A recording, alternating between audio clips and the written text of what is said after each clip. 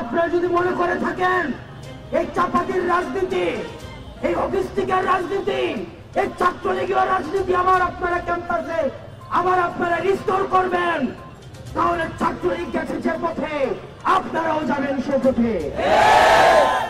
প্রিয় সহযোদ্ধা, এই গণতন্ত্র উত্তরণের এই যে লড়াই, এই লড়াই আমাদের সমন্বিত লড়াই। এই লড়াই আমাদের যে শহীদ হয়েছে যারা, তাদের রক্তের দায় আমাদের উপরে রয়েছে, তাদের রক্তের দায়বদ্ধতা আমাদের উপরে রয়েছে।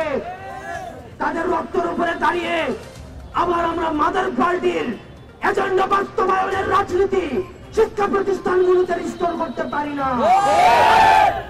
আপনার শিক্ষার্থীদের ভাষায় কথা বলুন।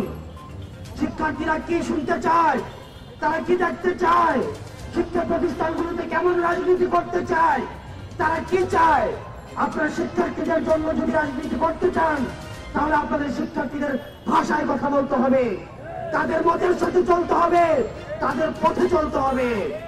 কিন্তু আপনারা যদি আবার ক্যাডার পলিটিক্স করতে চান, আবার ছাত্রলীগ করতে চান, হল দখল করতে চান, সিট বাণিজ্য করতে চান, চাঁদাবাজি করতে চান, টেন্ডারবাজি করতে চান, আপনার পরিণত হবে সাদ্দামের মতো, পরিণত হবে আনালের মতো।